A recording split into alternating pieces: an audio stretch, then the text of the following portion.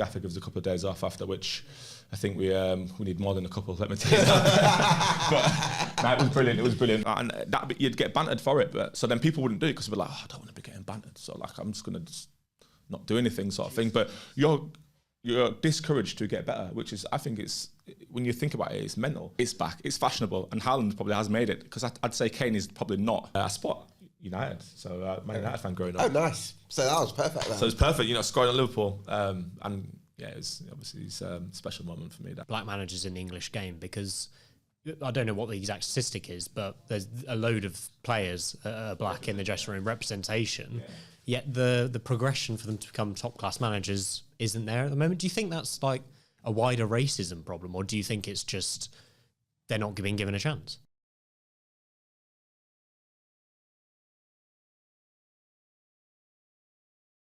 Hello guys, welcome to this week's episode of the Sportsman Untitled. I'm Simon Illibury and I'm joined by Gab Sutton as always, but we've got a very special guest with us today. We're very excited. A man who's scored at Anfield, he's scored at the Etihad, he's scored at Wembley. It's Cameron Jerome. Delighted to have you with us, Cameron. Let's start by asking you what you're up to at the moment. You left Bolton in the summer, didn't you? What's going on in your life at the minute? Well, officially retired. Obviously that came around in the summer. At the moment, I've been working on a consultancy business, which I've set up, just helping mentoring strikers and helping develop strikers, understanding what they're good at, what they're not good at. So yeah, it's going good. Really, really enthusiastic about it at the moment, and yeah, it's been quite a challenging 4 or 5 months, but learning every day, learning. How does it work, the consultancy business, kind of outside the coaching structures within clubs, I guess? Well, mine I've set up on my own, and it's purely for strikers. My biggest thing, what I sort of morphed into at the last 3 years of my career, 18 months at Luton and 18 months at Bolton, was helping, being a senior pro around the dressing room, but helping the younger strikers at those 2 particular clubs. So I kind of morphed into the role anyway. And then when I was thinking about in the summer what I want to do, am I going to finish? I'm going to carry on playing. And I had offers to play. But then I thought, well, I'm delaying what I want to get into. I'm so passionate about this, and I've learned a lot to do with data, a lot to do with recruiting, and things like that. So I thought, right, how can I mar the things that I'm most keen on and interested in, and do something what A is going to help people. I'm going to feel like I really want to wake up in the morning and make a difference. And that's it. I thought, right, if I do it as a consultancy base, I can either help individuals privately, which I'm doing. I can help football clubs recruit strikers. They're the biggest assets around in football, as everybody knows. They command the most transfer fees. It's in everyone's best interest for the striker to be firing. So did a lot of studying, looking at a lot of data, learning the data, learning what that tells you and how to understand it. And just mentoring, like strikers sometimes. I mean, I look back in my career a couple of times in certain moments at certain teams where you might be struggling to perform. For whatever reason, the team's not performing, yourself as an individual might not be performing, the goals might not be coming. How do you then speak to somebody who's going to give you that impartial, positive or negative feedback, but it's honesty and openness? I mean, as a Birmingham City fan, I always felt, sometimes you had some periods with us where you're super prolific, like in the first promotion winning season under Bruce. Other times it felt like even if you weren't scoring, you were contributing loads to the team, because like you and Chucho up top, rest his soul, got through an incredible amount of work ethic. I remember the 15-game unbeaten run where you both got through so much graft without the team. I don't know that you were necessarily either completely on fire in terms of scoring goals, but you're doing so much for the team in terms of against the ball and bringing others into play. And that's the thing sometimes. As a striker, you're judged harshly just on numbers, and especially where the game's gone so analytical nowadays. It's data, and the data's black and white. You either score goals or don't score goals, have a high XG, have a low XG. But then there's other, metrics and increments within that. What I've started to do is look at that and base that on how somebody's performing. So it might be, for example, ball retentions, duels won, high intensity sprints. Are you an outlet for your team in terms of like working hard?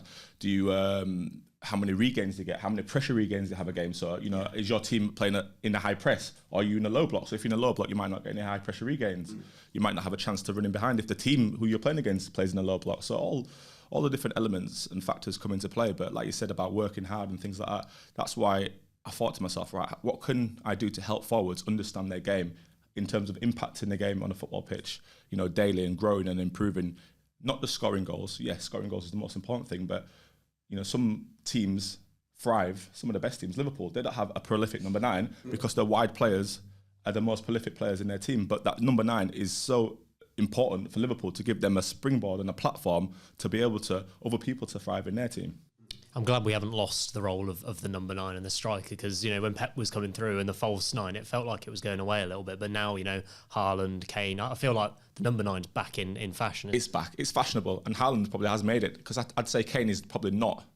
People would look at him and say, is he a 9? Probably is developing traits of a, as in like what Rooney did in his last, you know, sort of after 30s, where he dropped deep because he's so technically gifted. He sees, you know, a pass. You know, he can execute passes from all angles with both feet, and, you know, drops in, takes the ball really well. But he's not somebody who's going to stretch defences and running behind like, say, Ollie Watkins is. You know, Ollie Watkins is a different sort of striker. So that was the whole analogy of me thinking, right, how can I just help players? But helping players understand what they're good at. So I categorise and profile players in terms of, for me, there's 3 types of strikers. There's your traditional hold-up player who's, you know, good at ball retention. Number 9 wins a lot of duels, strong in the air, not so bad in the box, chips in with goals. Then you've got your sort of off the, you know, shoulder, nippy sort of striker, fox in the box, someone like, you know, a Danny Ings or an Ollie Watkins or someone like that. But they might not give you all-around performance for what that team needs, but they get goals. They're poachers in the box, that sort of type. And then you've got this new breed of forwards, what are João Felix, Kai Havertz. They're not number 9s, but they're players who play in between the lines. They play as a false 9, for example. You know, they might be able to operate from the left, from the right. You see Cole Palmer, these sort of players. Foden, they can play as a false 9, number 10, wide left, wide right. And that's just the way football has been going in the last 4 or 5 years in terms of academies, not just in England, around the world, coaching these kids. And obviously Haaland comes in and just absolutely rips up the blueprint and goes, right, and I'm an old-fashioned, big, strong number 9 who scores loads of goals, and everyone's going, we need this guy, but where's the rest of them? Do you know what, though? I think, I know this is a championship podcast, but I actually think with City, I actually thought they were a better footballing side when they had Aguero up top as opposed to when they've had Haaland, because I feel like with Haaland, he's a absolutely prolific goal scorer, and he's a real, you'd hate to face him as a centre half, but I kind of like the way Aguero kind of dropped in the role that he did and linking up play. And I think one season they had Sterling and Sane sort of out. Is that nostalgia talking again, Gab? We mentioned it before we started recording. Yeah, maybe it is. We'll talk about your career now, Cameron, because there's a lot to get through. You played for loads of clubs. Take us back to when you were a young player trying to kind of make your name, because you kind of broke through at Cardiff, really, didn't you? Yeah. And you've spoken about being this experienced head, but what were you like as a young player? As a young kid, I was sort of young, raw, energetic, enthusiastic. I wasn't in an academy, so I was sort of, in that sense, somebody who had a lot to learn about the game, but someone who was keen to learn. And I had help. I had coaches who helped me out at that point. And this was when, talking back, 2004 or 5, where there was a reserve league, so you'd play with the first team players on a Wednesday who didn't possibly play on a Saturday. That's when, you know, those players would get minutes, and the reserve league was quite strong. It was quite competitive. You play against, you know, seasoned pros, you know, and you'd be like, wow, you know, you're 17, 18 coming through, and you're thinking, Jesus, that's X, Y, Z, or that's that person, whatever, because you obviously knew who they were at that particular point. But yeah, I mean, I broke through by luck, being really honest with you. I was right place, right time. The team had a lot of injuries to forward players who was in the first team, and I was sort of next on the conveyor belt underneath, being in the reserves. And, you know, luckily enough, I got, you know, named on the bench one game. I think we played Leeds United. I came on, had an instant impact, hit the crossbar. Then the next couple of games had like little moments from the bench. Managed to do well, score goals, and then, you know, I broke into the first team, and that was it. Then, and then, you know, 18 months later, I was out the door and up to Birmingham. I mean, Gab wants to get on to talking about your time at Birmingham City. Gab, ask away. What do you want to know about Cameron's time at Birmingham? We'll come to the League Cup final, I think. I'm sure we that's will. The crowning glory. I'll let you take it from here. So Steve Bruce then, Cameron, how did you find working with him? Because it was a bit of a rocky period, wasn't it? Because I remember we had that winless run, and there were lots of fans that were sort of a little bit unsure about things around October time, I think. Yeah, I remember that. I remember I was relatively young at the time, and we had like quite a few experienced players, like, you know, Stephen Clements and people like that. And obviously signing a lot of players we did in the summer, it was quite an overhaul of the squad. If I remember rightly, we had like a lot of young, fresh blood coming in. Relatively inexperienced, like, you know, people like myself, Sebastian Larsson from Arsenal, Nicholas Bentner, Fabrice Mwamba, people like that. So it was quite a lot of untried and untested players. What the club was sort of, you could see the direction it was going in. And there was still some experience, some good pros, Mike Taylor and Stephen Clements and Martin Taylor, people like that, people from the old regime was there. And I think we played a game, I can't remember who it was away. It might have been College. We lost the game and Brucey went for Clem. That proper tore into him in front of the lads, Well, I remember the one. I think we drew at Colchester that season. Might have been later in the campaign. Yeah, it was. It was a 1-1 because we played them at home first. Yeah, I got sent off after like 3 minutes in my debut. Oh, did you? I remember Yeah. that because Bentner scored the winner, didn't he?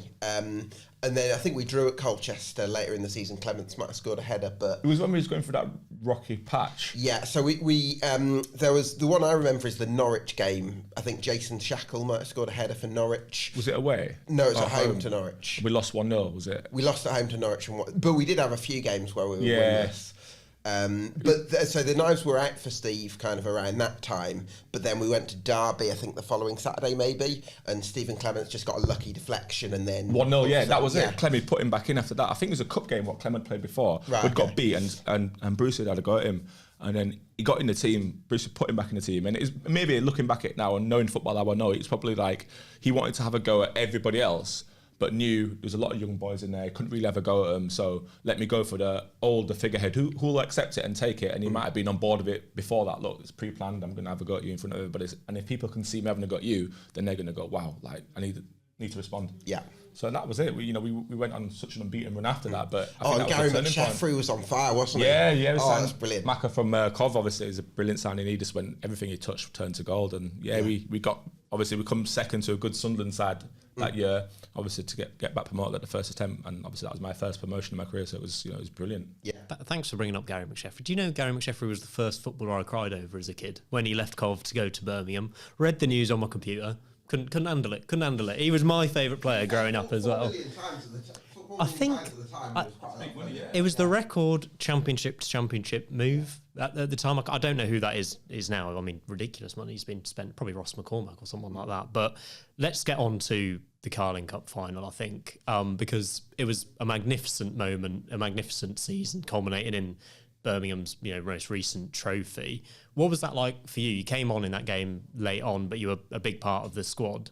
For you, is that one of the crowning moments of your career? Yeah, absolutely. Winning a trophy, in anyone's career, it's a massive moment. So, that was no different. And especially against all the odds, being in the dog, no one giving you a prayer going into that, even though, like you said, we was on a fantastic run and we'd beat some good sides up until that point to get to the final.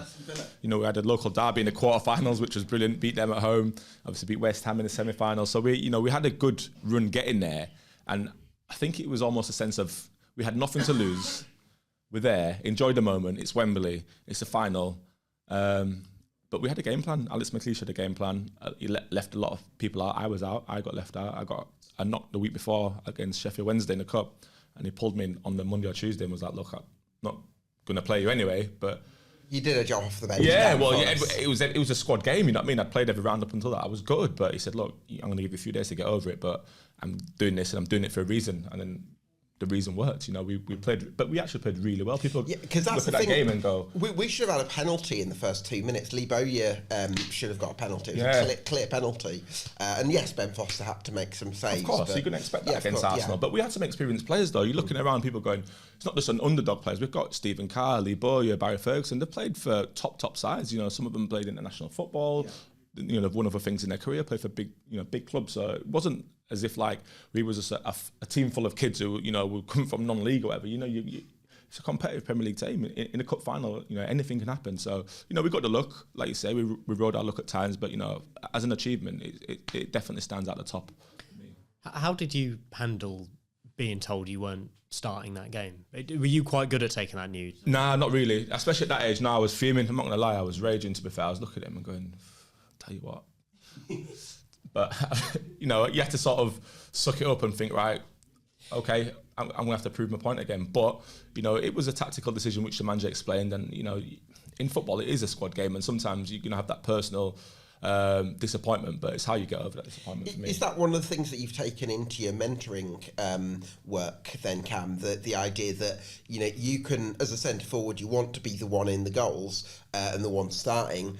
But if it's not you that's being chosen, you have to respect the manager's decision. And of course, you have to be a good teammate. You have to be. It's not an individual sport; it's a team sport. Football, of course, individual there's an individual element to it, and you want that competitiveness anyway. You want another striker there to compete with you. You want two strikers, so you never know who's going to play, what the manager's thinking. You've got to turn up every day to train. I mean, I read some snippets from Maresca talking about Madueke the other day, saying he can't just turn it on and off whenever he wants. He needs to come every single day to train at maximum intensity. Otherwise, he's not going to play. And everyone's going, well, he's just scored and an assist. And he's like, yeah, but I don't care about that. He needs to do it every single day, because we've got 40 other lads here at Chelsea, by the way, and all of them have been bought for big money, and all of them are superstars. So if they're not on it, then he's not going to play. He'll sit next to me on the bench, you know what I mean? And I think as you get older and you have certain experiences in football, I found those conversations easier with managers as I got older. But obviously when you're younger, you're probably a little bit more immature. You react a little bit differently to certain instances. But yeah, I mean, like I said, you just get over it in the end. You do get over it, and obviously it ended with you lifting that trophy. You mentioned some of the characters that were in that team. Can you give us any insight into what happened after the full-time whistle? I'm talking night out. I'm talking... Yeah, we had a good night out, to be fair. We as you can imagine, we went well into the night. But yeah, we had a I think pretty much all the boys together. We went out together as a group. And in London or in London. So after the game, lads went out, and I think it was all in our suits and stuff like that. So it was a good weekend. Obviously winning a trophy at Wembley in front of family and friends, but then being able to celebrate with your teammates as well, which was brilliant. So the gaffer gives a couple of days off after, which I think we need more than a couple. Let me tell you that. But it was brilliant. It was brilliant. The only downside I'd say about that, the bittersweetness of that winning the trophy, is that it took a lot out of a lot of players, which no one knew. A lot of people picked up injuries in that final. I mean, Barry Ferguson broke 2 ribs. Someone else did their hamstring, someone else did their ankle. So it was like a lot of the key players, a lot of that core of the side actually picked up big injuries, which then cost us going forward. And then we ended up actually getting relegated that season. Yeah. And that was to the detriment of that, because everyone had put so much on the line in that game. I think there was an element of bad luck, though, because there was. There's injuries, but also I think we got a reasonable. Was it 42 points? We got something like 39 points. I think people went on crazy runs. Like Wigan started beating like everybody. Yeah. From nowhere, you thought they was dead and buried, and you just start. Another season, Cameron, you might have finished 16th with 39 points. Exactly. Yeah, this is what it is, isn't it? But I'd definitely take that, and I think a lot of the fans would have took that at the time as well. If you can say, look, we're going to win a piece of silverware, we're going to beat our local rivals in the quarter-final, we're going to beat a Premier League big top 4 in the final, but you're going to get relegated. I have to ask you, Cam, before the Fulham game, I think it was a penultimate weekend, there was a story about one of the owners, might have been Carson Young, coming into the dressing room. Is that true, or do you have any sort of memory of that, about them talking to the players? Yeah, they used to always come in. Honestly, they'd come in all the time. They'd come in with his big mink coats on. So it was like quite a flamboyant character, as everybody knows, sort of thing. Who's this Carson? Carson Young, yeah. So he'd come in with the chairman and one or two of the other advisors, and it'd just come in randomly, and do random things. It was like quite bizarre. There was like quite a few people knocking around who you didn't know what kind of role they was playing behind the scenes. I remember one time we played a game over Christmas, and all of the representatives from the board was there, and they was saying, where you guys going to your Christmas party? And we was just like, we're going to Glasgow after. And he's just like, who's the best drinker in the team? And was just like, we had a goalkeeper, Colin Doyle, Irish fella, so he was like, Doyle is like 6'5". He's an absolute machine, like on the drinks. So he's like, if he can beat me to neck a pint, I'll match what's in your kitty. So it was like, Doyle, step up, son. So he stepped up and beat him for a pint after the game, and then he topped up our kitty from what we already had it. So there was that sort of Wild West feeling to the ownership at that particular point, but they would make their presence known on the training ground, and coming into the change rooms, like you say, after and before games, and you're thinking, oof, this ain't going to go well, sort of thing. Because there was an initial, with Carson Young at Birmingham City, there was an initial positivity, I think, because when they first came in, I think, sort of around autumn time, 2009, we actually sort of brought a kind of freshness to the club. There was an optimism. We went on that run, and I think there was quite a lot of excitement about what it meant, but then, obviously, came to realise that they weren't who we hoped they'd be, perhaps. Yeah, no, definitely. I mean, like you said, for a fan, even from a player's perspective, and the manager would have been probably getting excited because he's coming in, he's hearing all this talk about having budgets to spend and players to be able to go and target and stuff like that. And at the time, we had like quite a small squad anyway, and the managers who I'd worked for at Birmingham had all always worked under shoestring budgets. They never had a lot of money to spend. They was never be able to go and compete with other teams who was at that bottom echelons of the Premier League at that particular time. And we always got outbid for targets. I remember Moussa Dembele, who ended up at Fulham. You know, we got bid for him. You know, people like that. You're thinking, bloody hell! If we would managed to got those players over the line, we could have built, you know, a better squad than we already had. But I suppose on the flip side of that, we had such a togetherness because you was sort of an underdog at that particular moment in time, if that makes sense. So it created that camaraderie between the boys, where you know you knew you were sort of half written off, but you know, a point to prove almost. Yeah, I loved that because that unbeaten run side the year before we won the cup, there was just a continual best 11, wasn't there? It felt like 100%. The Big Eck kind of stuck with the same 11 every week, and we had that Scott Dan and Roger Johnson pairing, and there was a real, you know, nucleus, if you like. No, 100%. Well, what's the main difference between being in part of a team that's battling relegation, and you mentioned Wigan going on a mad run there, and you've been part of promotion teams as well? What's the main kind of difference for you between those two dressing rooms? In terms of a positive and negative momentum? Yeah. How hard is it to stop a negative momentum? It's so hard. You can't put your finger on it.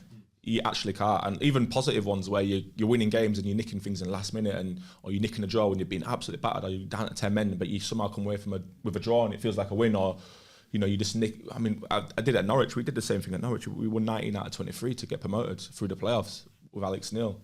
And we was going to places like Blackburn, winning 2-1 last minute, going up on a Saturday, going back to Norwich, coming back up to Leeds on a Tuesday, beating them 2-0. You know, like, and you're just beating teams and you're just blowing teams away. But it just seems to just it just gathers momentum. Talk to me about the role Alex Neil played at Norwich, Cam, because it seems it could have been a difficult situation for a new manager who very young, mid-30s I think at the time, possibly younger than some of the players at Norwich City because it was quite an old squad.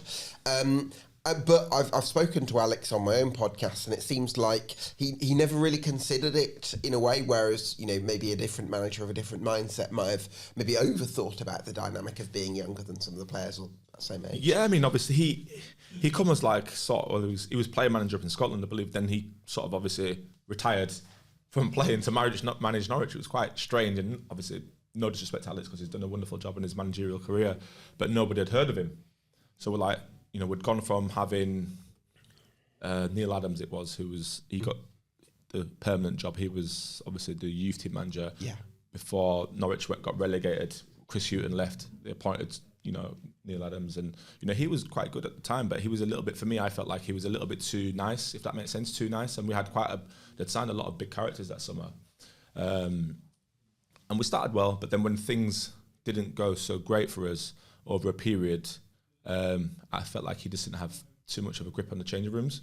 And it was disappointing, actually, because I think a lot of people let him down personally, and people that he would have had a say in bringing to the football club. But Alex, it's always different working with youngsters to working with senior players. It is, and that was a key thing for me. And then I think he actually realised that and then thought, well, actually, no, what he's doing now is fantastic and he's doing a great job. But Alex came in because Alex was he's aggressive. Yeah. He's a really aggressive man, you know. He's a wonderful man, but he's so aggressive and he'll challenge anything. So straight away, people was like, oh my goodness, like almost like, you know, that school teacher who is so abrupt and like you're almost scared of, but you might mess around in someone else's class, but in this guy's class, you've got to sit up straight, you've got to concentrate. And he was like that. He had that sort of impact straight away. And yeah, I've spoken to Alex, and there's definitely not like a headmaster thing. There's also, he seems like quite a genuine guy as well. Yeah. So it's like he seems to have that perfect. Yeah, it was perfect, like I say. And he just come in and he just sort of like shook up the group a little bit, but woke everybody up. And once we woke up, we started winning games, and everyone's like, "Well, this is good. He's really good." And he was fair but firm. And then, you know, we went on a magnificent run, and it ended up with us, you know, getting promoted at Wembley through the playoffs, and it was an amazing. Talk to me about that goal at Wembley then, because it was you and Nathan Redmond, another ex-Birmingham City. Yeah, me and Nath. I mean, it was this initial punt, I think, by someone in the channel, and me being me was after it like a shot, and then I think it was Danny Ayala. He was just trying to. I think it was just, I don't know if he was trying to shield it or he was dilly-dallying on the ball anyway, and I thought, you know, I can pinch this here. So I sort of pinched it, and he's sort of gone down a little bit soft. It's not a foul by any means. And then I'm obviously coming into the box, and I'm coming into the box and I'm thinking, right, is anyone there to square it? Because I'm coming in at like not the greatest of angles, and I'm thinking nobody's there. I think Wes Hoolahan was there in the middle, but I couldn't get it to him. The sight of pass was blocked off because of the angle I was going in. So I was just like, right, keep going a bit further. Hopefully someone will come out, but no one came out. Keeper didn't come, defender didn't come. So I was like, oh, I'm going towards the goal. And then I'm like, oh, because I'm going at a bad angle, I can't open my body and go to the far corner. So the only thing I could do was go to the near post. And it'd show me the near post. So I thought, oh, I can sneak it in there. He's giving me the near post. I can't believe it. So he gave me the near post, slotted it away, and I wheeled away. And I mean, it's obviously scoring at Wembley for anybody. Any professional will tell you it's the stuff of dreams, especially when you're scoring such a big occasion like that, a final, and it was brilliant. We blew Middlesbrough away that day. Obviously Nathan scored the second goal after, and then we was in cruise control from that moment on. Yeah, that feeling. To try and sum it up for us, obviously you see the ball hit the net, but you're aware it's so early in the game. Like, the game's not done and dusted. Are you thinking we're in a great position, or are you just like, I've scored at Wembley, this is incredible? I've scored at Wembley, this is incredible, and I'm going and celebrating against the Middlesbrough fans. I'm giving them the finger to the lips. I was like, yeah, because we'd got the bus round from Wembley, and we went past all the Middlesbrough fans, and they was throwing beer bottles and cans at the window. Fingers are up and all that, and all sorts of nonsense. So I was like, all right, cool, pipe down. You're not too loud now, are you? Now you're 1-0 down. That's why I was going, shh. Let's give it the shush. So yeah, it was brilliant. Honestly, another amazing experience at Wembley. And Middlesbrough had done the double of us that season, and it was a really good side, really good. It was a competitive league that year, the champion. That's probably the strongest championship I ever played in. Yeah, they had some good teams. They had some good players, side, man. Yeah. Absolutely. You are loved by Norwich fans. I think Birmingham and Norwich are probably your two most kind of adored fan bases. What's special about that club in particular? Because it's kind of geographically, it's on its own. It's got quite a wide catchment area, and they really make you feel like one of them. I feel for players who go there. Yeah, 100%. As a football player, everybody always says, you'll love it there, but there's nothing around. Absolutely nothing for miles. But is that a good thing? That's the beauty of it for me, because you can concentrate on your football. It's a really nice place to live.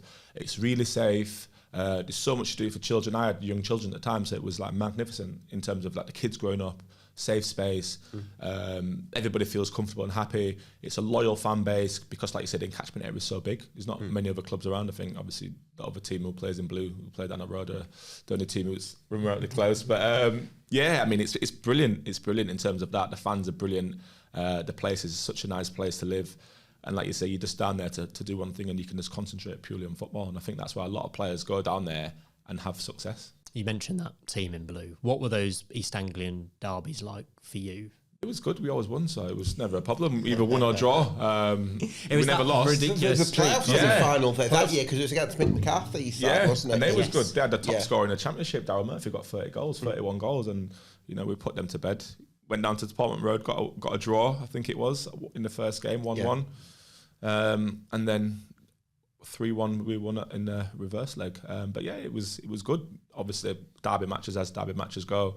People always laugh about that one because they call it the Farmer Derby, don't they? Because obviously being in East Anglia. But yeah, it was good. It's one of the best derbies in the country, I think. It means a lot. Look, every derby means something and a lot to every fan. Yeah. On club who's associated with a derby, so it's no different. It was always nice to get the upper hand. Having played in some derbies for different teams, I've sort of had some suffering moments, so to speak. You'll know what I'm talking about. And so it was always nice to come out on top of that one. So we always had bragging rights. It's interesting, isn't it? You mentioned shushing the Middlesbrough fans. Were you the kind of striker who liked to kind of give stuff back? Yeah, when I was younger, give loads back. Absolute loads. Whatever someone was giving me, I was giving them back, and vice versa. If I see someone in the street and someone had a little bit of unpleasant words to say to me, I'll just have a bit of banter, and then I can sort of turn a situation, what maybe hostile, to be quite a humorous and banter-friendly situation. Then I end up having a handshake with someone then because I've given him so much banter back. And he's gone, actually, you're right, actually. And yeah. I am. You can hammer me. I don't care. I'll take it at the chin. Absolutely not bothered. I think that there's footballers I can think of in lower leagues that is where it's like people kind of have a go at them, but they have a go at them because they know they can take it. Yeah, and they're going to get some back, so they want that interaction. Like Vardy. Vardy's he's always on everyone's cusp of the lips of being that culprit and that pantomime villain, but everybody loves to give him some because they know he's going to give him loads back, and he'll score and he'll come right over to you and they'll be like, yeah, you over there, that bobble that mate, you was just hammering me 5 minutes ago, that sort of thing. It's those players you really want playing for your team and not the opposition, isn't it? we're talking about Norwich. I think we have to talk about Wesley Hoolahan, an absolute cult legend in the Championship. What was he like as a footballer? Wesley is his nickname. Was he that good? He was, honestly, until I got there and played with him, I was just like, what's the hype about this guy? He's like 5'7" at best. On a good day. On a good day. In his studs, he's 5'7". He's just a magnificent footballer. Honestly, just his game understanding, his balance, his ability to draw defenders out. And, like people talk about Grealish doing it now. Wes was doing it years ago. Obviously, Jack's a lot better footballer, but similar playing style in terms of it just draws and creates space for other players around him because of the fact that he requires so much attention from the opposition. And, you could wriggle out of things and, he was stronger than he looked. He was a machine. Wes worked hard every day in the gym. He was a great pro. And, brilliant vision. And just daring, he just got on the ball and made things happen. He was brilliant, honestly he was. For me being a striker as well, he needs to play the number 10 behind me. So with how I played in terms of being dynamic, running in behind all the time, it scared defenders to drop, so it just creates so much space for him. So he needs to love playing with me, with me, and vice versa. Because if he got it, he'd be looking for me. So I'd be like, oh, perfect. There's someone who's actually going to pass me the ball rather than like passing it back or sideways and playing safe. Did you ever feel like in your time at Birmingham, you never quite had that football? Because I try and think never, ever. At Birmingham was like, it was one of my best experiences in my footballing career. But I played for two negative managers in Steve Bruce and Alex McLeish. Alex McLeish played a 4-5-1. In the Premier League, if he played that now, or 4-4-2 sometimes, but sometimes, but for one season 4-4-2, and we had success both strikers. Then it was a 4-5-1, and it was a low block in that because we had defenders who had no pace, so they was great at defending the box, and they got all the plaudits and accolades because they're like heading things in because we're camped in our 6-yard box. We had centre midfielders playing on the right wing, on left wing. We never had actually out and out wingers. Yeah, Bowyer played in the 10. Bowyer played in the 3 with Barry Ferguson, Lee Bowyer, and someone else. But you've got no legs in that midfield, so they're going to be low blocks. Bowyer had the license because he had the athleticism still at that age to go up and support, and he was a great finisher, great technician, great finisher, great eye for goal. And he was the one who could support. And Craig Gardner did it a little bit after that. But we played. Although Gardner was very much a high volume shooter, wasn't he? Where he'd have the big moments, but then he also took lots, like take 100 shots, and one of them might would play centre half at left back. Liam Ridgewell would play, and he's a centre half, but he's playing left back. Then would play Seb Larsson on the right side of midfield, but tucked in. I bet he's a centre midfielder, and he played right wing. He doesn't beat people on the outside. He's got a great delivery from set pieces, but we played for set pieces. That was our remit. I wonder, could you have possibly done more in your career if you'd had? If football was how it's played today, absolutely. Really? I'd be running riot. Yeah, because defenders are soft. No one kicks you because everything's a foul. So I'd be like, I'd be winning 10, 15 fouls a game. Yeah. And the way football's played now in terms of the technical side of things, of course. Just have people slipping you'd have through, things, you'd have there's a lot of creative football being played at this moment in time. So I think a lot of players who played maybe 10 years ago. Because you'd have had to have won a lot of headers at Blues. Yeah, and then I'm winning the header and chasing it myself and still winning the race to get there. And then I'm like looking around and I'm the only one in the opposition's half. But and then, like you say, you can unfairly or fairly get criticised as a forward for not having been as prolific as other people in other teams. But like I say, it's all about the style of play in what your team plays. You've talked about Wesley there. I also wanted to talk tactically because you have played as a front man on your own. You've played as part of a front two. You've talked about Hoolahan there being a great partner for you. Is there anyone else in your career who you think they were a brilliant partner for me? And did you prefer playing as a two or on your own? I think I sort of, when I was playing as a two, really enjoyed it. And then when I got to play alone, then I actually excelled. I thought my game improved because I had to take more responsibility on board. There wasn't sort of a, as a two, you might take it in turns to do one part of the role and another part. But as the one, you've got to be everything. You've got to be able to hold the ball up. You've got to be able to stretch defenders. You've got to be able to bring people into play. You've got to be able to win duels and battles. There's only you battling against two centre-halves. So you can't say to your mate, you do that one because I'm tired this time. So it was like, it was... Yeah, I kind of regret how some of our fans criticised your first touch when actually a lot of the time it was such a demanding role that you had to play. It's always a difficult one, isn't it? Yeah, but look, fans are more than entitled to having their opinions about anyone, and that's the beauty of football. It's subjectiveness, isn't it? Yeah, sure. Were you criticising Cameron Jerome's first touch? I know. I think where's the ball? Yeah. Where's the ball in the office? I think some of our fans didn't really appreciate Cameron because of the kind of role that he played for the team, whereas like you were saying earlier, the likes of Scott Dan and Roger Johnson got loads of plaudits, but their role was made easier because of the nature of the setup. It's really interesting hearing how you kind of developed during your career at different clubs and how your game kind of changed as you became a bit more experienced. You had a few transfers, obviously, throughout your career as well. What's transfer deadline day like as a player? Because it seems mad from the outside looking in. It's crazy. It's crazy. I've done some crazy things on deadline day. I've done 3 moves on deadline day, which I've engineered myself for various reasons, never financially, but just I lost my head at one club and forced a loan move to Palace. I was at Stoke, and I'll tell you the story actually.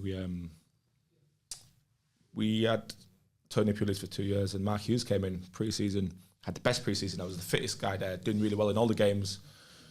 First couple of games of the season, I was on the bench. I'm thinking, bloody hell, what's going on here? Like, is anything going to change? Sort of thing, is it? So I didn't go and pull him. I thought, give it a few more games and see what happens. A couple more games came, and we actually played Palace on a Saturday. And I know the goalkeeping coach, George Wood, who was the goalkeeping coach at Norwich. At Cardiff when I was there. So he's just like, why is he not playing you? And I'm like, George, I've got no idea. But hey, this is football, as you well know. So George was like, look, we need a striker. And Ollie asked me to ask you, do you fancy it? So I was just like, I don't know. I said, like, speak to the club and see what they say and let me know. You've got my number, George, like, be in touch, sort of thing. So deadline day came. I was around my mates, having a bit of FIFA, watching deadline day. Didn't think I was moving because the club was actually trying to get out Cameron Jerome. They had no takers for him, couldn't shift him. So then about 8, 9 o'clock, phone rings and said, like, you fancy Palace? And I was just like, a bit late for that, innit? We can helicopter picking me up or what's sort of going on? So then, long story short, I spoke to Tony Scholes, chief executive at Stoke, and I was like, Tony, look, obviously Palace have come in, and I don't think I'm going to play here under Mark. He's like, be patient. Obviously, Mark really likes you as a player, X, Y, Z. I said, no, I can't trust anyone's word. I'm 26, 27. I need to play football regularly. I can't sit here and have a, in-out sort of inconsistent season. I need to be playing regularly. So was it Jonathan Walters starting up top at the time? Yeah, it was Johnny and Croucher, yeah. Right, and me and Kenwin was sort of like back up in that sense. So I just drove to Stoke. I just drove to the training ground with my mate, and I said to Tony Scholes, I'm coming down there. I'm not speaking to you on the phone. So I went down there and I said, I'm leaving to go to Palace on loan because I want to play football. And he's just like, well, we don't want you to go. And I was just like, I don't think you get a say in this, to be honest with you, mate. I really want to go and play football. So let's make it happen. We had an hour to do it. Let's fresh it out. So a fresh out deal. Drove back home, and that was it. Yeah, I went to Palace on loan. I'm not sure it was the wisest decision, but I just thought, you know what, I just can't sit there and be inactive and not play. It bugs me. So that was one crazy deadline day. So it can happen that quickly, and we have to mention Ian Holloway because he's the man who signed you at Palace. Yeah, one of the biggest characters we've got in the game. What was he like to work with for you? He was all right. He didn't last long, to be honest with you. I had a couple of weeks of him, and then he quit for whatever reason, or departed company, and I was reunited with Tony Pulis. But yeah, Ollie was all right. He's not my cup of tea personally. Like, I'll be open saying that. Like, I think he's a nice guy, but in terms of that style of management style, it's a bit like it's Marmite in it. People love it or people hate it, and it wasn't for me personally. It feels like you with Pulis as well. You mentioned Bruce and McLeish. It feels like again that's I've been stitched up, with the most defensive-minded managers ever. But Pulis was great. He was great. He was black and white. What he said, he was quite honest and quite to the point about things. You knew where you stood with him at all times. I really enjoyed him personally. And we've heard stories about him doing a ridiculous amount of set piece work, right? In training ground. Was that something as players you were just like, oh, not again? Yeah. Or was it because you had success from it? Was it something you were a bit more open to? It was a bit of both, to be fair. You'd be thinking, give it a rest, like, let's have a five-a-side, surely. Like, Monday morning would come and you'd think, right, we're going to have a bright and bubbly training session. And we wouldn't even warm up. We wouldn't even jog around the pitch. And he'd have us walking through set pieces. Because he'd be thinking about a plan for Saturday. So he wanted to drill it in before training Monday, and then we'd almost like walk through phases of set pieces without a ball being kicked, obviously, because people wasn't warm. Then we'd do our warm-up. Then we'd have our training. Then we'd start working on set pieces from there on in. So I've got a question for you then, Cam. Do you think that you maybe had a bit of a drew the hard straw, if you like, in terms of managers as a centre forward, if you like? So I'm wondering, do you think that's part of why clubs are now looking to have continuity between coaches? So whether they have to make a decision on the coach or whether that gets headhunted and moves on, you always have a continuity in style, so that if you're going to a prospective recruit, you can say, our plan is to play this style of football, and this is how you're going to fit into that. Yeah, I think so. I think like there's a lot of sense in what you said. I mean, if you look at some clubs who have demonstrated that, you like so Brighton's, Brentford's, they have an identity, and they probably have a 10-year plan. Let's say Brighton had a 10-year plan. What did they do? Moved away from the Wivdean, built Amex. 10-year plan to get to the Premier League. Probably got there before 10 years, but then after that, obviously how they've sort of gone around in terms of recruitment. So they've built from the ground up, haven't they? Brighton, obviously with Tony Bloom, him being so intelligent and using the data from what his other businesses, what made him successful. And that's how they've recruited through the data. And there was probably 5 steps ahead of everybody else. People are latching onto it now, but that's how they've gone, right, this is the way we want to play. We've built the foundations and the building blocks of the club, and we've hired Dan Ashworth, the sporting director. We've got this fantastic recruitment model and the recruitment team behind us. And then we recruit players, and then we get the manager and say, you're the head coach, you coach this group of players, you make these players better, you improve them, and then we'll sell them, because football ultimately is a trading game. It's buying and selling, and it's commodities. It has become a big business, and that's, people want to buy cheap, buy young, sell high. No different to any other business in the world. I want to go back to your spell at Norwich for a minute, because Gary O'Neill's taken the Wolves job. He's done reasonably well. He's under a bit of pressure at the moment. When you're in a training room environment and you're playing with these different players and there's some leadership, do you ever think he's going to be a top-class manager one day, or is it just come from nowhere? Gaz came from nowhere. Same with Lee Bowyer. There's 3 people who have played with managers. Russell Martin, I always knew he was going to be a manager, and he's a fantastic manager. And Gary's a fantastic manager, and he's done an exceptional job. He's been given the short straw on 2 occasions, once at Bournemouth, unfairly sat, and at Wolves as well, unfairly under pressure, in my opinion, because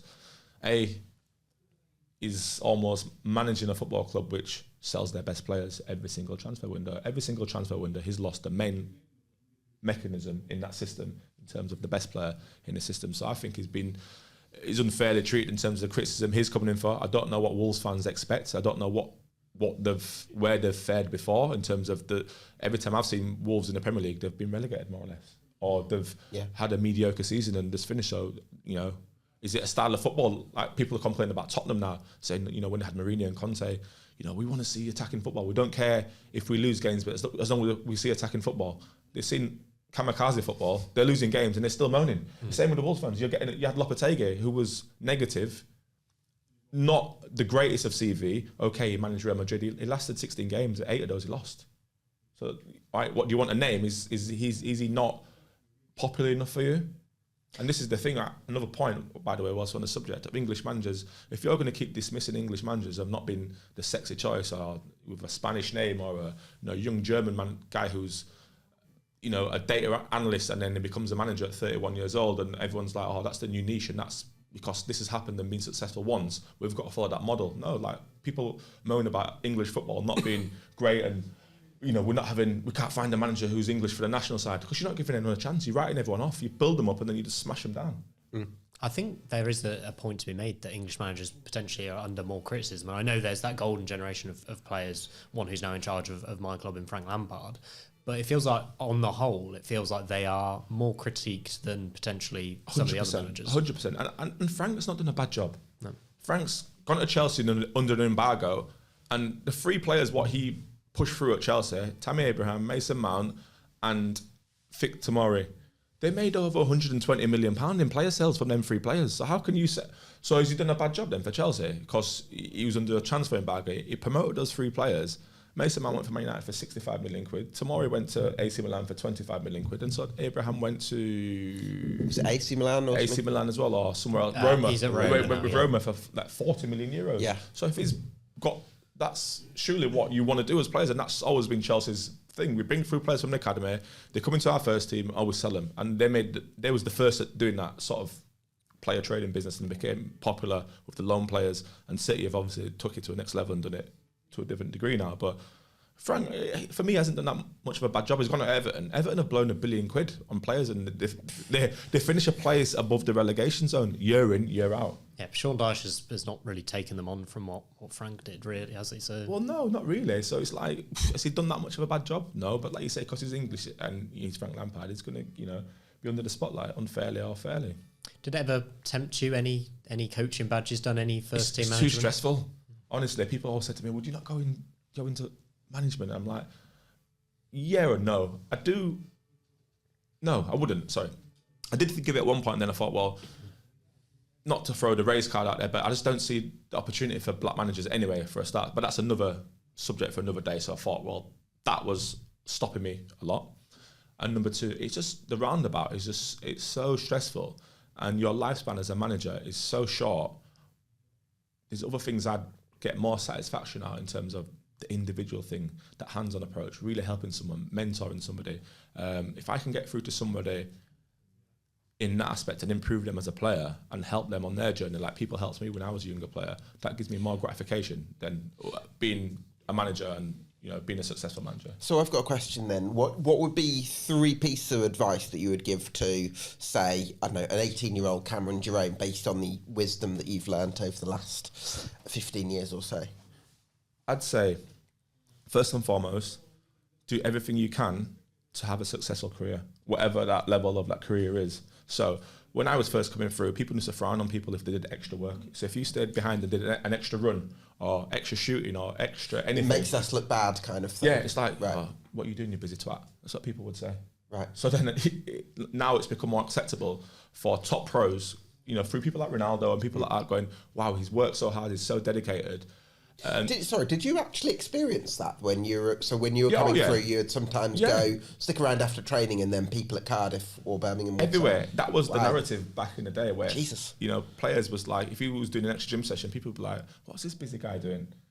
And that you'd get bantered for it, but so then people wouldn't do it because they'd be like, "Oh, I don't want to be getting bantered," so like I'm just gonna not do anything, sort of thing. But you're discouraged to get better, which is, I think it's, when you think about it, it's mental. If you look at all the other sports, like, your NFLs and your basketball, the American sports, obviously their metrics matter because of that particular style of, especially American football, like sprints and all this sort of stuff. And, the American athletes are probably better athletes than English counterparts at an early age because they're drilled to do that at college and stuff like that. But if you look at people like Ronaldo who have sort of took football to the next level, all of a sudden, the 1%ers are so important in terms of diet, stretching, personal training, and I find that it comes from a lot of the players on the continent who have brought that to the Premier League, and it's become fashionable now. So people are actually going, you know what, I want to get better, I want to get to the top. So if that's what it's going to take, that extra 1, 2, 3, 4% in 3 or 4 different areas, if I can improve, then I'm going to have an improvement. Or I'm going to stay there. I'm actually going to stay in the Premier League for 10, 15 years because I'm doing everything right. And that's now where football is going, sort of thing.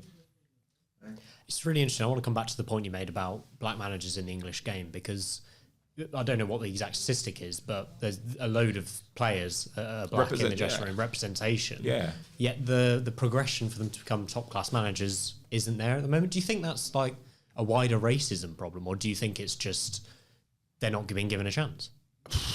It's a big question. It's always a big question, and it's always like.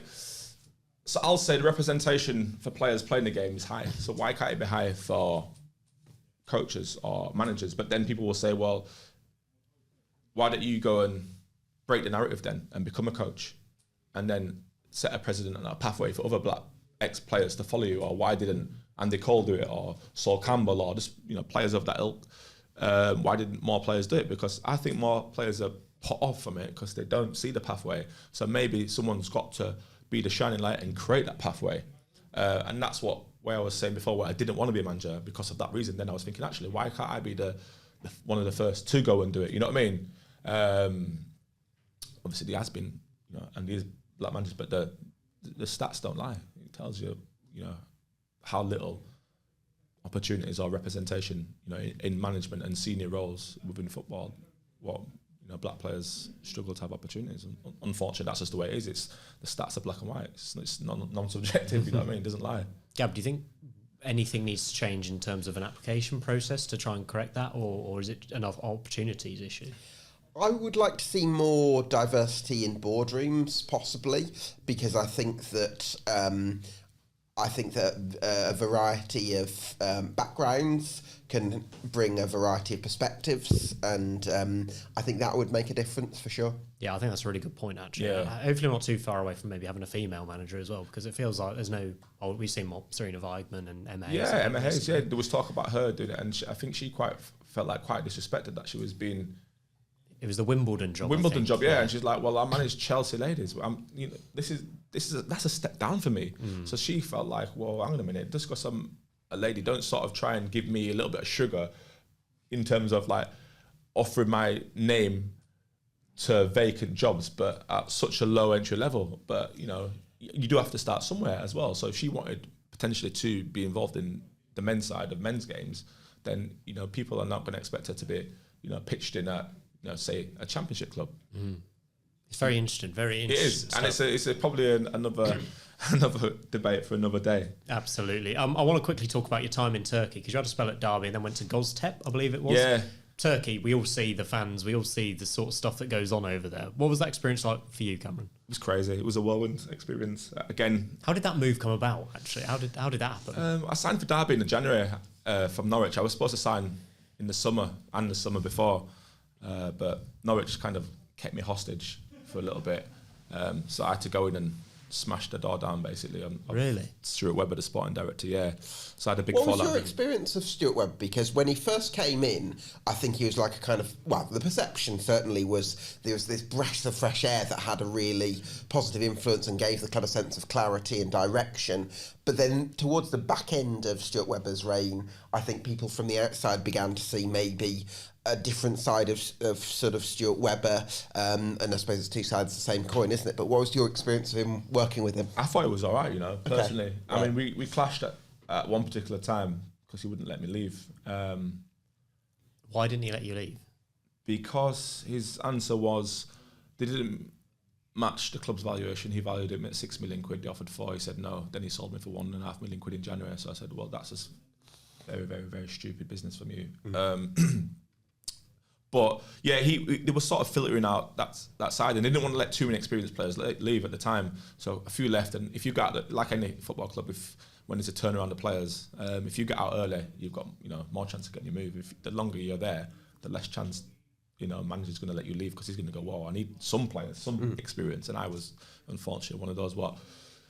It was later in the window where people came knocking for me. So yeah, I ended up staying. I had a lot of arguments with him, and I had a frank discussion with the manager at the time, Daniel Fark, and then I said, look, boss, it's not a disrespect to you, you know, you've just come and stuff like that, but where I see myself in my career and where I see the club having to sort of rebuild, we're not aligned. They wanted to go down a young route, didn't young they? route, yeah, and it was, you know, it was almost like a reset, and I don't want to be part of a reset. I haven't got time. I'm 28, 29 years old, so, you know, I want to go to a here and now team, and I thought Derby was that here and now team, didn't let me go, and in January I ended up leaving.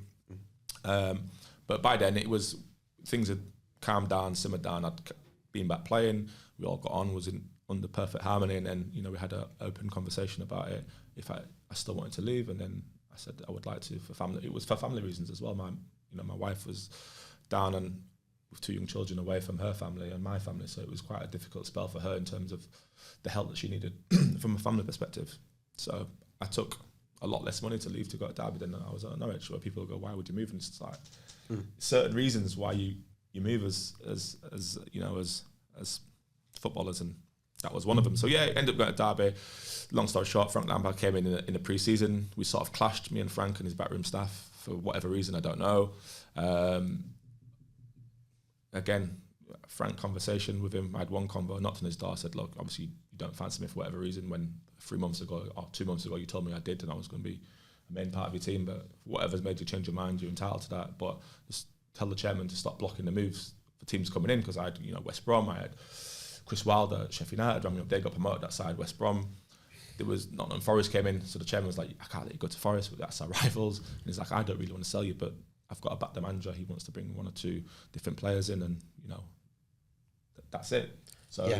Was it an age thing with Frank and you, or was it just personalities? I don't know if it was necessarily with Frank, because me and him got on. I mean, we spoke at length about players he was bringing in. He was telling me about, you know, Mason's coming in. He's brilliant with, he's seeing players, stuff like that. So I think it was more to do with the staff. I don't know. For whatever reason, there was some disagreement in one part of the pre-season.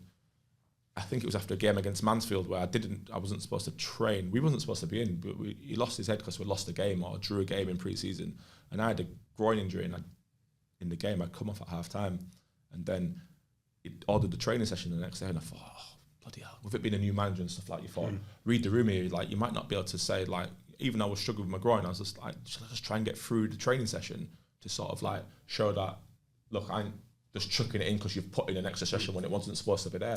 Do you know what? There's some managers that I've spoken to, like we did an interview with David Artell for the Sportsman a few weeks ago, who's at Grimsby, and I think he's one of those managers where if you're a footballer, you'd always want to be honest with him because that's the kind of thing that he values. But I reckon there's some managers where actually admitting to having a groin injury wouldn't be the right thing because they might sort of judge you in a certain way. And Frank would do stuff like that where like it was more Jody Morris, his number 2, where like and I thought it was spot on, to be fair, by the way. I don't disagree with some of the stuff they were doing. You'd be doing a possession game, and if one team was getting popped, obviously some people are not trying walking, they'd say, right, everyone's on the line. And you're thinking, well, why am I running? If my team's popping that other team and they're not running, just call out the guy who's not running or send him inside. If you don't think he's working hard enough, you're the manager of the football club or you're the assistant manager, pull him out of training and say, look, there you go for the young lads. Get one of the young lads who's going to try his hardest to work hard. So I felt like they wasn't digging out the right people and everyone was being punished. So then they'd make you run. And then me being me, I'd go, oh, Jesus Christ, I'd say something or lose my head over it. I'd do the run and I'd probably finish one of the first, but I'd probably jog to start with and then I'd sprint past everyone at the end. And I don't think they like that sort of approach. And like, maybe this guy's like, maybe he's going to challenge our authority. So I think that was the reason why I got pushed to the side. So I was like, no, probably absolutely fine. So the chairman, long story short, chairman says, Cam, look, I can't sell you to any promotion rival because the fans will go mad. You've just signed. I don't want to let you go. I've got to back the manager. Go abroad. It was either China or Turkey or MLS. I thought, I don't want to play in MLS. China's too far. Let's try Turkey. Went to this club. Had a look round. City's amazing. It's on the Med. You're looking across from Greece. Thought to the kids and missus, let's just risk it. Have a little adventure and see how we fare. So it was good. It was really, really life. And you all went over? You all went over, yeah. And it was really a really nice life experience for the children, for my wife. It pushed me out of my comfort zone.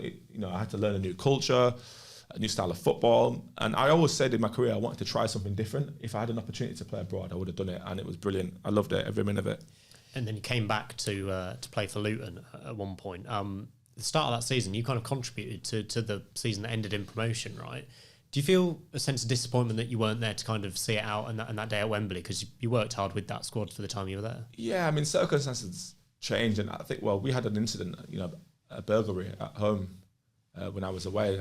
My family was up here and I was travelling and commuting. And so we had like a, incident where, we was burgled with my family in the house. So I just had to stop playing football for a couple of months so I stopped actually playing. I was going to retire at that point because I thought, I can't commute down there, it's not going to work, sort of thing. So I spoke to the club, I said, look, that's me. It's only Rob Edwards persuaded me to come in one day a week after the World Cup break and just sort of be around the club and be around the players because we was building something. It was a momentum sort of thing. So I agreed and to drive down, set off at 5:30, drive to Luton, train, drive back to Manchester.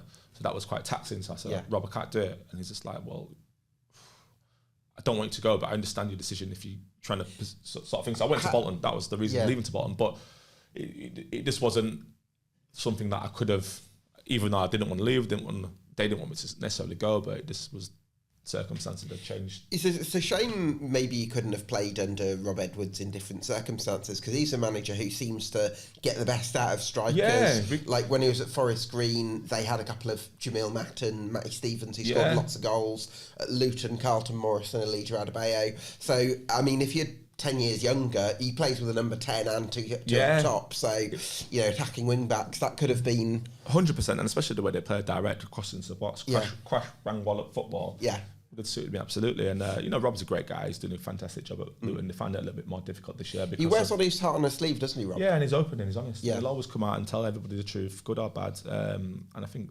from a player's perspective, that's all you want. And even from a fan's perspective, he can come out and say, look, I'm not getting the best out of the team, which he has done, by the way, this year. I don't know why, can't put my finger on it, but we're working to rectify it and we'll try our best and we'll keep working. And, you can only ask for honesty and openness in football. And there's not enough honest people. It is a filthy industry, actually. Yeah. I mean, Gary Rowett seems to be one of the few. You obviously worked with him a little bit, I would imagine. He'd be quite an honest, down-to-earth person to work with. Yeah, Gaz was great. I've got a great relationship with Gaz, to be honest with you. Wonderful, wonderful guy. And again, really honest. Really honest person. So it feels like family's played a big part as you've grown up. in your career, really, and then that feels like a big decision that you made. And you've always been based up there, is that right? Yeah, pretty much so. Yeah, so yeah, family always plays a part. I mean, it gets to a point in life where, you know, you want to have your. At that point, I'd had my career. I could take it or leave it. Even in the summer when I decided to retire, I could have carried on playing. I had offers to carry on playing, but I thought, what's the point in playing for another year? For what? What am I getting out of it other than prolonging my career?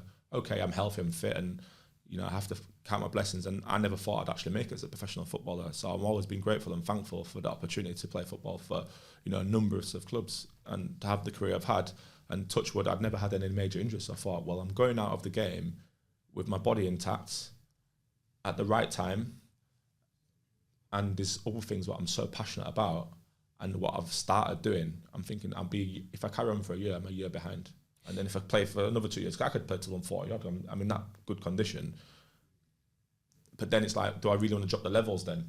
And then do I get excited by, I don't know, for example, I'll use this analogy. It wasn't this team, but say, do I get excited by playing for Accrington Stanley? And that's not a disrespect to them, by the way. But no, is the answer to that. I need the younger players to energise me. I need to be playing for a team that's got a good crowd or a good. At this stage in my career, at this age, something has to excite me. So, a team going for promotion, or a team who's underperforming. You know, as Bradford say, could that be the chance to get them at a big club at League Two, or you know that sort of level of challenge? What's going to excite me to turn up to training every single day, because ultimately at this age, I'm not playing every week, so I'm training every day. I'm training with the boys on a Monday morning, the boys who don't play, and I'm picking them up for the manager. I'm that experienced pro. I'm saying, hey, you train properly this week, and look, we've got 3 games, it's a 3-game week, you might play. And I'm that person who's doing that. I'm that guy who's keeping everybody calm in the changing rooms and pulling people to a side and say, look, what's up? So where can people reach you then for mentoring? And what would be, you know... I'm fully booked. Oh, right, okay. I reach them. I reach them. Oh, yeah. No, I reach out to them. That was a terrible plug. That was terrible. So you reach out to the players themselves, yeah? I've reached out to a couple of players, a couple of clubs, and you know, obviously more people know about it now. So obviously, doing some bits for clubs, doing some bits for individual players privately and stuff like that. But the brand's called All Round 9. All Round 9. All Round 9. Nice. And yeah, I mean, obviously, football's a small circle. People know what I'm doing. So. Yeah, it's brilliant. I'm so excited about the future. Let's finish with a few kind of quick-fire, snappier questions.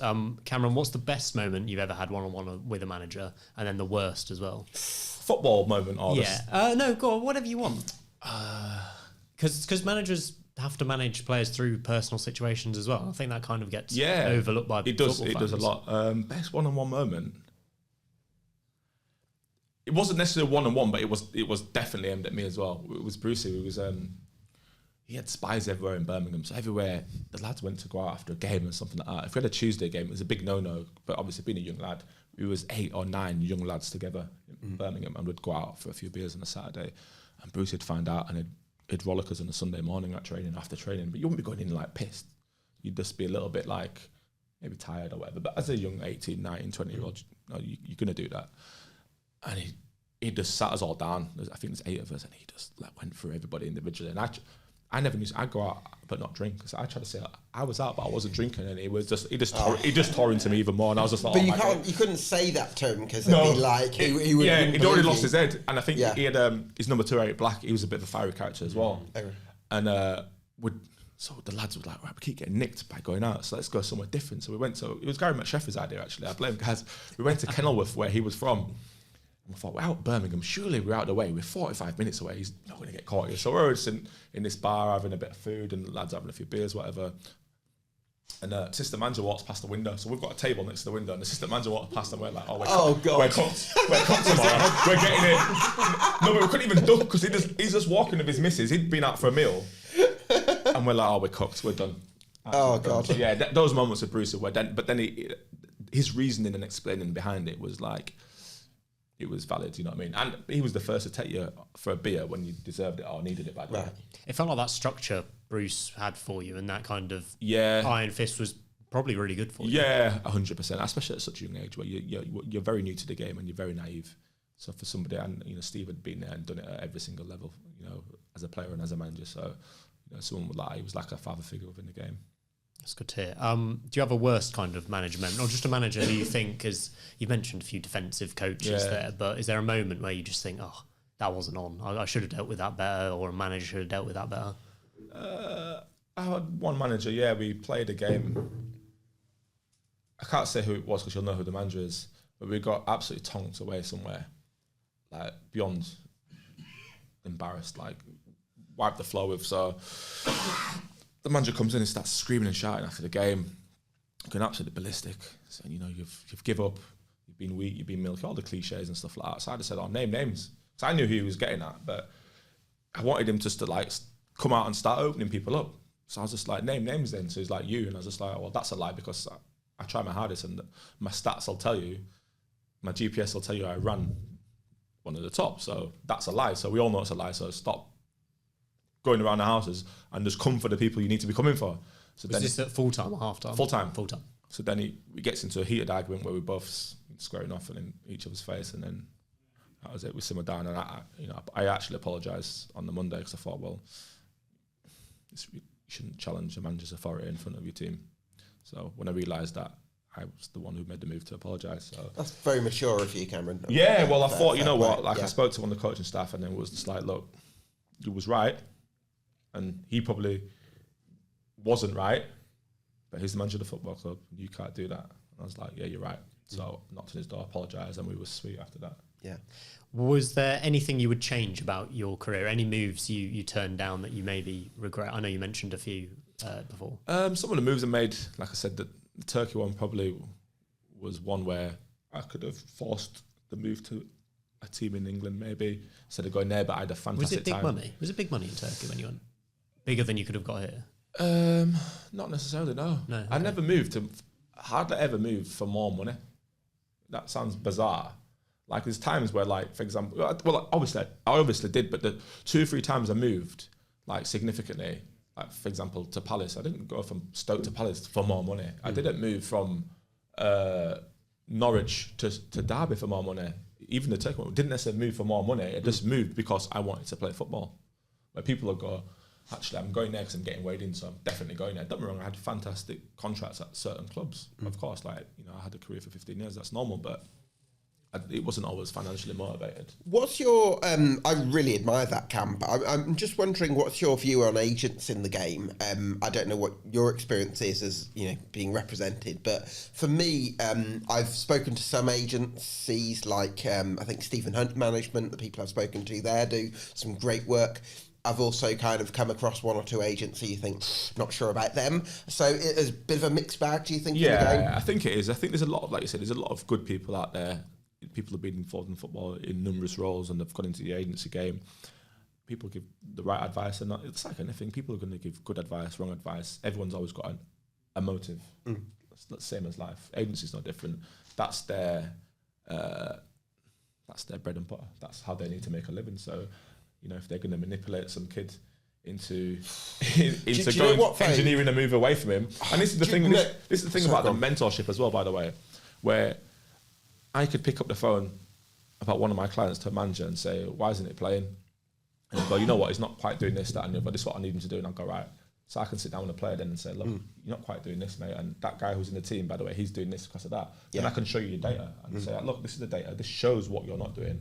I can see what you're not doing because I'm looking at your games. And I'm seeing you've given the ball away 25 times in a game, but the guy who's playing is only giving away 10, so his ball retention is a lot higher than yours. Right, yeah. So I can have that open, frank conversation with a manager and a player. An agent will say, you're not playing, don't worry, son, I'll get you moved in January. That's an agent's first thing. I think that's where data is a real strength now in the modern game. I think it's widely it backs up a lot of arguments. It's just facts, isn't it? Yeah, it's you can't facts. argue with it. You can't argue with it. Some things it gives you a false understanding of certain things, but for black and white things, it's black and white. Distance run. You can't. You can't argue with that. Have you run enough? But then it's a context of sometimes you might have the ball a lot as a team, so then you're not going to be running that much. So then it is very, very, it's murky. It's not as clear as everyone thinks, but it is brilliant, and obviously it's improved football tenfold. We had on social media the Barclaysman trend the other week, the other month. I really enjoyed it. I did. Do you consider yourself a Barclaysman? Do you think you should have featured in some of those videos? Maybe, yeah. I could have nicked in there, to be fair. There's that Anfield goal. We've got And that was with the prime Nike bottle as well. So that was when the Barclaysman was in its prime. So, yeah. Shrugging off Javier Mascherano. We should have won that day as well. It was David and Gog with the dive, wasn't it? 2-2. I remember that. I was injured for like 6-7 games. I come back as my first game, and actually everyone's like, "Why did you shoot from there?" I was like, "Was we 1-1?" I think we might have conceded first, and then we equalised, and that was to go 2-1. Yeah. I said I was so tired, and I was thinking get to half time, and then obviously the ball come out of the sky, held off Mascherano, and he's like, held off Mascherano. I'm 6'2", strong, and he's 5'10", but he's so aggressive, and he's on you, and I could just feel him like on me, and I think, oh, go away. And I'm thinking, right, I had nothing in me to run away from him, so I thought, I'm just shooting. And honestly, that's the truth, the shot. It was an unbelievable pass to Pepe Reina as well. Yeah. Did you follow a team growing up? And is that maybe the most special goal of your career as well? Yeah, I'd say so, because I've obviously been at Anfield and stuff like that, and obviously how spectacular the goal was, sort of thing. I support United, so Man United fan growing up. Oh, nice. So that was perfect then. So it's perfect, scoring at Liverpool. And yeah, it was obviously a special moment for me that, it's obviously scoring the goal, the type of goal it was. So you also scored at the Etihad though for Norwich, didn't you? Yeah, Old Trafford as well. And Old Trafford, was that? Oh, I did. Which one was the one at Old Trafford, Ramon? Norwich, we won 2-1. That was the one where Alex Tete scored for them, didn't he? Yeah. For me, another assist by the big man. Goal and assist at Old Trafford. Don't mind it. Write that one down. If you could go back and experience one season of your career all over again, which one would you pick? The first season I ever played. Really? Cardiff, yeah. Because when you're so raw. Yeah, that's the word to say. And you don't know the game. You don't understand even what you're good at and what you're not good at. So you don't second guess yourself. You don't have a coach in your ear saying, "Look, do this, do that, do this, do that." You're just playing, and the man just letting you play because you're just so new to it, and you're just like a bundle of energy, and you're so enthusiastic. You're bulldozing over senior pros, and you're charging around and. Brilliant, absolutely brilliant. Loved it, loved every single minute of it. And then when people start trying to teach you how to play football and be a footballer, it's like, oh, this is not so enjoyable. Was it Lenny Lawrence at the time? Or it was. Yeah, it was Lenny Lawrence. Yeah, Lenny Lawrence at the time, and then Dave Jones. Dave Jones. That was the best season that I had. That's interesting. You take that even over the seasons where you've won stuff and scored winners at because Wembley. It's the most enjoyable part of football, and that's why I enjoyed my football the most, because there was no pressure, there was no expectation. There was nothing. You was just playing for the fun of, not fun of playing. You didn't made it in the first team. It wasn't fun because it's still competitive. But there was the club was never getting relegated. It was never getting promoted. We was just playing. It was brilliant. What's the balancing act then, Cam? Because there's a real value to that. 18-year-old lad, go and play with almost a reckless abandon, if you like. Versus, there's definitely value to coaching players, positions, patterns of play, knowing your roles and responsibilities. Is there a sweet spot in the middle for managers to kind of find? Yeah, I'd say so. Yeah, and that becomes a man management thing. Then I think, sure, for a manager who, for example, you see Pep doing it with Foden, like. When he was first coming through and he held him back for so long, didn't it? And there was so many cries for him to let him go or let him go on loan or play him. And he's like, no, I've got a plan. I see it. I'm being patient. I'm nurturing him into it slowly and slowly and slowly. And then when the time's right, bang, he lets him go. But Pep knew all along. It's like, it's like you sat at the traffic lights. My analogy is this: you sat next to a car, but you know how quick your car is. And the guy next to you is edging, and he's revving his car, but you're like, I'm chilled because my car's fast. You know what I mean? I was like Pep with Foden, I want it going. I'm not going to listen to the media. I'm not going to listen to anybody else. He's not going on loan because he's going to learn everything he needs to learn here. And then when I feel he's ready, I'm just going to let him go, and he's going to fly. And look what happened. That's so interesting to me that Pep did that with Foden, and yet with Palmer, he kind of let him go, and that was a financial decision. And now look at him. But that's another conversation. It's Christmas party season, Cameron. We've got to hear about some of your Christmas parties you've been on. What's the best one? And were you wearing fancy dress? If so, what was it? The best one for fancy dress was Norwich. We went to Barcelona, so everyone went as Messi, really? But we made somebody go as Ronaldo, so we stitched him up. And we was trying to stitch him up, but we made everyone pick it out of a hat, and we was going to stitch up one of the players to go as Ronaldo. And he actually picked it out of a hat, but we was actually engineering the draw, so he'd get it, sort of thing. And Who was it? Marley Watkins. It was brilliant. So he had to go into Barcelona Superstar, dressed as Ronaldo and run around doing the Ronaldo celebration. Oh God! So he was like charging around, like knocking a few things off the shelves and stuff like that. But dressed in full Ronaldo kit, Real Madrid, where everyone else was dressed as Messi. So we had all our like AstroTurf shoes on, obviously football trainers, full Barca kits with Messi on the back, and he's got Ronaldo on the back, and he's just going up to people in Barcelona and doing the Sue celebration. It was it was a sight, to be honest with you. It was funny. Who was in charge of Norwich at that time? Who let you have a few days in Barcelona? Daniel Fark. Was it? Yeah, boss. Yeah, he's calm. Daniel's brilliant. Absolutely brilliant. Yeah, I've noticed that, like in high pressure moments, he's very good at staying calm and sort of having that poise about him. I mean, he's on track for a third championship promotion this season at Leeds United. He is. Very, very good. Gab, it's time to come to your little finishing corner of concern and then your championship treble, please, to wrap up this show. Corner of concern, a little bit apprehensive about Derby at the moment in terms of how their away form this season hasn't been great. Another 2-0 defeat at Elland Road. Not a huge surprise because that's always going to be a difficult place to go, but I do have some reservations about Derby and whether they're going to look after the ball enough this season and whether they're going to come into some difficulty. In terms of my treble, surprise, surprise, I'm going to have Sunderland. I think they win, they beat Bristol City. I think Swansea might win at Plymouth Argyle, and Burnley, I think they're going to get 3 points against Derby County. Brilliant stuff. You obviously went to Derby. Any thoughts on how they're getting on at the minute, Cameron? Kind of sliding down the table. Paul Warren's their positive start staying out the relegation zone. Any thoughts on how they're getting on at the moment? I think they did as well as people would expect them to do. Obviously, it's a huge club. Paul Warren's done a great job in getting them back up to the Championship at the first attempt. And I think this year will probably be about consoling for them, console the position in the Championship and build. They've probably got a little bit of an aging squad where they'll have to reinvest over the next couple of windows. But it is probably about the surviving for them this year, and then anything higher is obviously a positive result.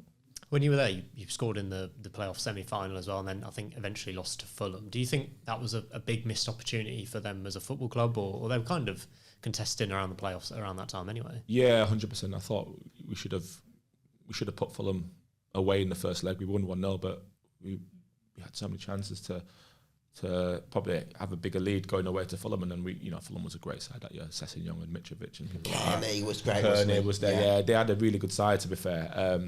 But I think if we'd have got to the final, we would have won the final. We'd have beat Villa in the final because we'd played them a couple of weeks before. And we was better than them, to be honest with you. But look, it happened, and we didn't get off the line. And I think Derby, probably at the time, that was their sort of kryptonite. They'd always start the season really well and then just fade away and start. They do it every year, and that they probably do no different this year. They've won a lot of games, and then obviously the Fulham find themselves in a precarious position where they're losing a lot of games now. And were you worried at the time when you were at Derby about the off-field stuff, or I suppose as a player, were you in sort of your own kind of focusing on footballing stuff? I was gone by then, to be honest with you. Okay. So that didn't happen in my time there, but obviously under the ownership, he was shooting for the stars, to be fair, wasn't he? In all honesty.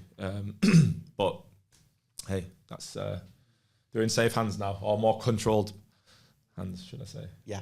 That's a really good place to leave it. Thank you, Cameron, very much for joining us. Gab, as always, we'll be back next week on the Sportsman Untitled. Make sure you like, comment and subscribe, as always. But that's all from us, and we'll see you next week.